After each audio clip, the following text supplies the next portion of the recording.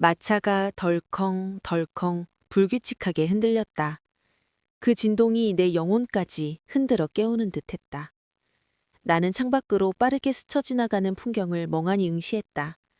창 너머로는 회색빛 하늘이 낮게 짓눌려 있었고 앙상한 나뭇가지들이 비명처럼 바람에 흔들렸다. 그 모습이 마치 내 불안한 마음이 사정없이 찢겨나가는 듯했다. 바퀴가 삐걱이며 흙먼지를 흩뿌리는 소리가 귓간을 긁고 매캐한 흙냄새가 마차 안으로 스며들었다. 3년 전 나는 이 길을 가슴 가득 설렘과 맹목적인 기대감으로 달렸었다. 심장이 터질 듯 부풀어 올랐던 그 시절의 나는 어디에도 없었다. 이제는 후회와 체념, 그리고 목구멍을 끈적하게 죄어오는 혀끝에 맴도는 비릿한 씁쓸함만이 그 자리를 채우고 있을 뿐이었다. 아가씨, 곧 공작저에 도착합니다. 내 옆에 앉아있던 수석시녀 마르셀라가 미안함으로 잔뜩 일그러진 얼굴로 조심스럽게 입술을 떼어냈다. 그녀의 목소리는 미안함과 걱정으로 잔뜩 젖어 있었다. 덜컹이는 마차 소리에 겨우 묻히지 않을 정도로 낮게 거의 속삭이듯 내뱉었다. 그녀는 애써 나와 눈을 마주치려 하지 않았다. 아마도 내가 어떤 표정을 짓고 있을지, 아니 어떤 표정을 지우고 있을지 핏기 없는데 얼굴에서 이미 읽어냈을 터였다. 나는 그저 턱을 살짝 들어올리는 것으로 대답을 대신했다. 굳게 담은 입술 사이로 억눌린 한숨조차 새어나올 기운이 없어 그저 창백한 손끝으로 창틀을 지그시 눌렀다. 마차 안은 언제나처럼 은은한 라벤더 향으로 가득했다. 내가 가장 좋아하는 향이었지만 지금은 폐부 깊숙이 스며드는 향이 오히려 숨통을 조이는 듯한 답답함만을 안겨줄 뿐이었다.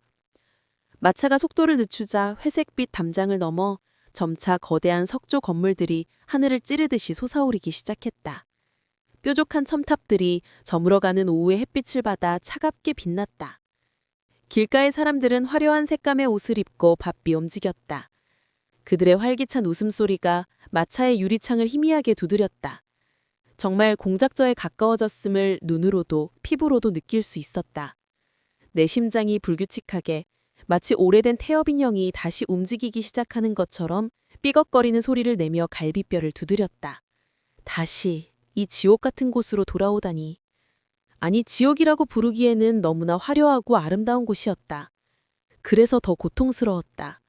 그 눈부신 아름다움이 오히려 독처럼 스며들어 찬란한 빛 아래 숨겨진 냉대와 무관심이 나를 서서히 그러나 잔인하게 시들게 했으니까. 심장이 얼어붙는 듯한 차가운 예감이 엄습했다. 마차는 웅장한 대리석 기둥이 늘어선 공작저의 거대한 정문 앞에 멈춰섰다. 묵직한 철문이 낡은 짐승의 울음소리처럼 삐걱이는 소리를 내며 서서히 열리고 이내 잘 정돈된 자갈길이 드러났다. 그 위에는 카엘 공작 가문의 문장이 거만하게 새겨져 있었다. 사자 3마리가 왕관을 떠받치는 형상. 위엄있고 강력하지만 동시에 차갑고 고독해 보이는 문장이었다. 마차가 안뜰로 진입하자 겨울의 삭막함 속에서도 섬세하게 다듬어진 조각상들과 얼어붙은 분수대가 여전히 웅장함을 뽐내고 있었다. 뼛속까지 시린 겨울바람이 창문 틈새로 스며들어 마차 안의 마지막 온기마저 앗아가는 듯했다. 마차가 완전히 멈추자 문지기가 재빨리 마차 문을 열었다. 뼈를 내는 듯한 차가운 겨울 공기가 폐부 깊숙이 날카롭게 파고들었다. 훅 끼쳐오는 냉기에 순간 숨이 턱 막혔다. 나는 흐트러지지 않으려 온몸의 근육을 강철처럼 굳혔다. 차가운 공기에 얼어붙은 심장을 진정시키려 애써 심호흡을 한번 하고 파르르 털리는 손끝을 애써 감추며 묵직하게 마차에서 내렸다. 새까만 구두가 차가운 자갈바닥에 닿는 순간 낯설면서도 익숙한 한기가 발끝부터 온몸으로 소름 돋듯이 퍼져나가는 것을 느꼈다.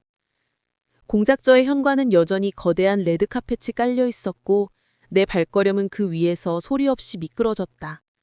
양 옆으로는 묵직한 갑옷을 입은 기사상들이 굳건히 마치 나를 감시하는 데 서 있었다. 숨막힐 듯이 높은 천장에는 정교한 프레스코화가 그려져 있었고 은은한 샹들리에 조명 아래 그 그림들이 살아 숨쉬는 듯했다. 나는 고개를 들어 그 그림들을 응시했다.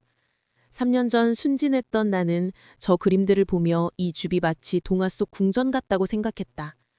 이제는 그저 차갑고 거대한 나를 질식시키는 석조 건물일 뿐이었다. 오래된 돌과 왁스 그리고 희미한 먼지 냄새가 코끝을 스쳤다. 그 냄새마저 나를 옥죄는 듯했다. 로젤린 영예, 오시는 길은 편안하셨습니까? 낮고 묵직하면서도 위험 있는 목소리가 마치 거대한 종소리처럼 등 뒤에서 울렸다. 온몸에 신경이 곤두섰다.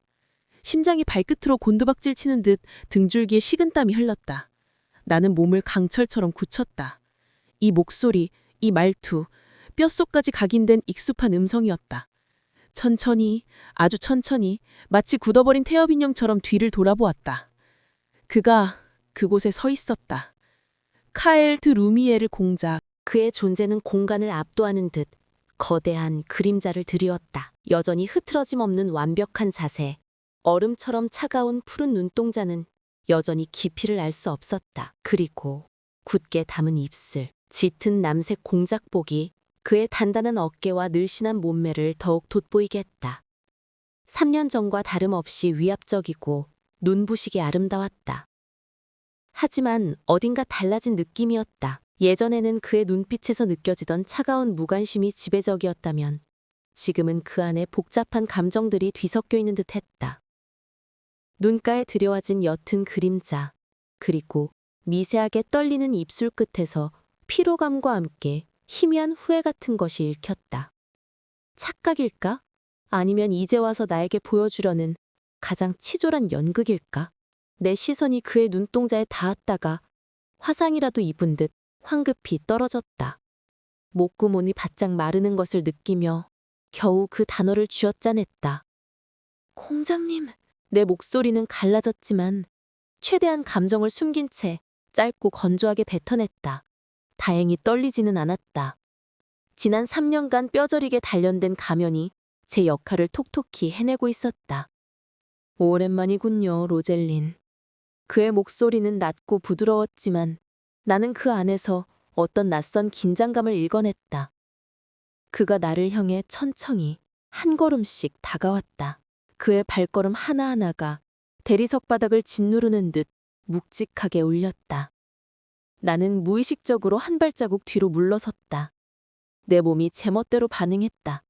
그의 푸른 눈동자가 그 미세한 움직임을 놓치지 않고 눈썹을 살짝 치켜 올렸다. 불편하게 해드릴 생각은 없습니다. 그의 나지막하지만 단호한 어조에 나는 속으로 피식 비웃었다. 불편하게 할 생각이 없다고? 지난 3년간 나를 지옥 같은 무관심 속에 가두었던 이가 이제 와서 그런 말을 하다니. 심장이 비틀리는 듯한 고통이 명치 끝을 꿰뚫었다. 나는 아랫입술을 꾹 깨물었다. 손톱이 손바닥을 파고들었다. 아닙니다, 공장님. 나는 억지로 입꼬리를 끌어올려 미소를 지었다.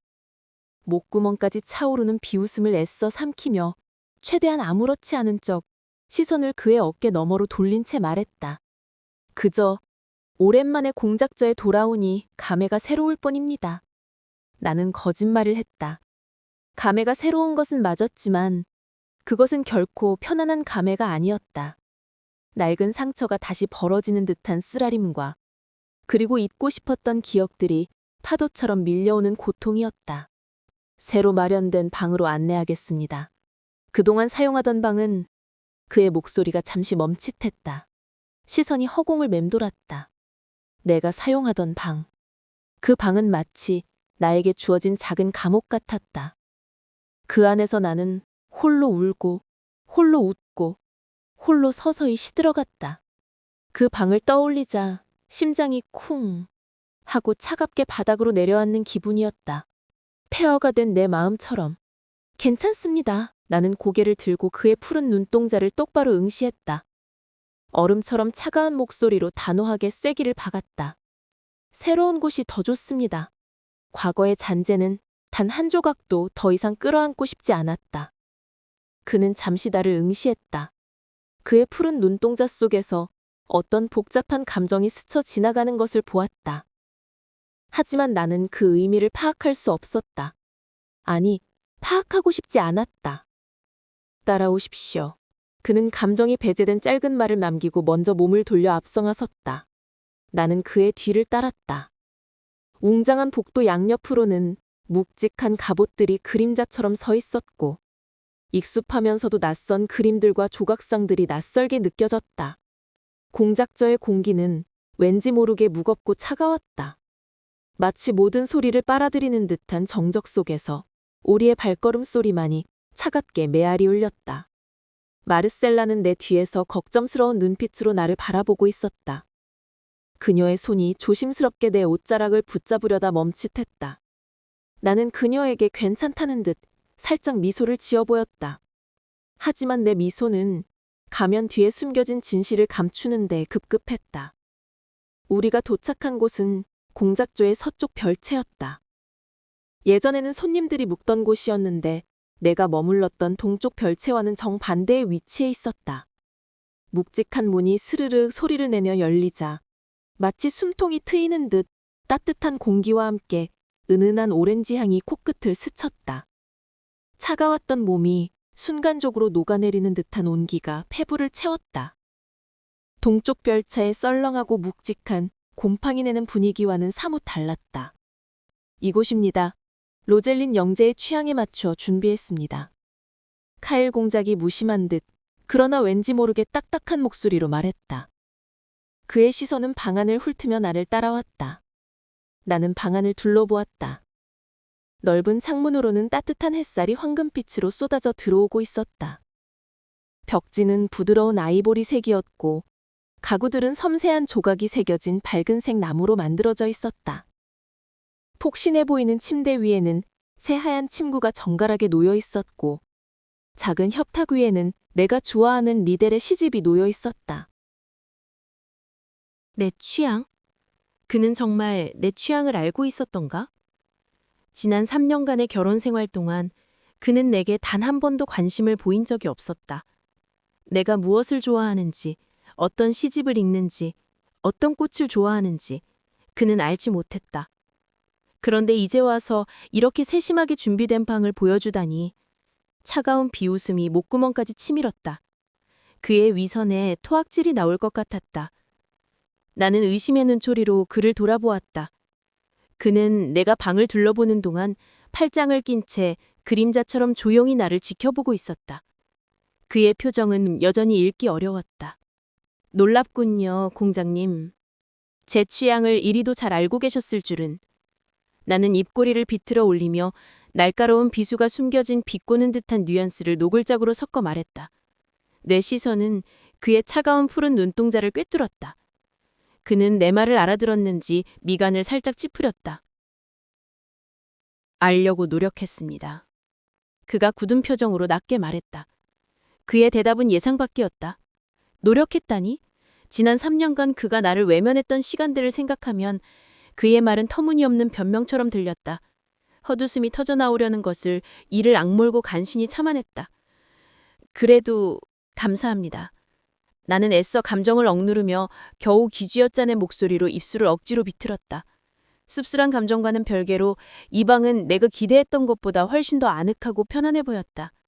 따뜻한 햇살이 얼어붙었던 마음을 조금이나마 녹이는 듯한 손끝에 스쳤다. 불편한 점이 있다면 언제든 마르셀라에게 말하십시오. 필요한 것이 있다면 무엇이든 준비하겠습니다. 그의 목소리는 조금은 어색하게 들렸지만 왠지 모르게 진심처럼 들렸다. 하지만 나는 그의 말을 온전히 믿을 수 없었다. 그의 후회가 진심이라고 한들 이미 깊게 파인 상처는 쉽게 아물지 않았다.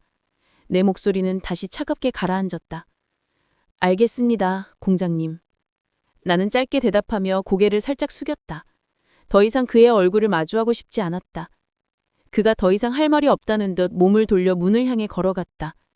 문 앞에서 그는 잠시 멈춰서서 나를 돌아보았다. 그의 시선이 내 얼굴에 머물렀다가 이내 천천히 아래로 내려갔다. 어떤 형용할 수 없는 시선이었다. 편히 쉬십시오, 로젤린.